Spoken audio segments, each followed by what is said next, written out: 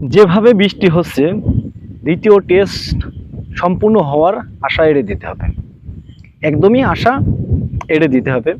এভাবে যেভাবে বৃষ্টি হচ্ছে এভাবে সম্পূর্ণ টেস্ট খেলা হবে না। সেখানে আমার মনে হয় আমরা পানি বাঁচলাম। সত্যি কথা বলতে আমার মনে হয় আমরা পানি বাঁচলাম, কারণ দ্বিতীয় টেস্ট যদি হতো তাহলে নিশ্চিত বাংলাদেশ হারতো, আর হারলে আমরা হোয়াটস হতাম। এই লজ্জা থেকে আল্লাহ তাআলা আমাদের নিজে হাতে বাঁচাইছে আমি মনে করি। কারণ বাংলাদেশ যেভাবে খেলছে, এভাবে আমরা ইন্ডিয়ার বিপক্ষে এভাবে খেললে কখনোই কখনোই আমরা টেস্ট খেলা জিততে পারবো না। তো আমরা যাই হোক হোয়াট ওয়াশ থেকে বাঁচছি, নিশ্চিত বাঁচছি। কারণ 3 দিন যদি খেলা হয়, এই 3 দিনের টেস্ট খেলা সম্পূর্ণ হবে না। তার মানে এই 3 দিন আমরা টেস্ট খেলা যদি ড্র করতে পারি, তো হোয়াট ওয়াশ হাত থেকে বাঁচলাম।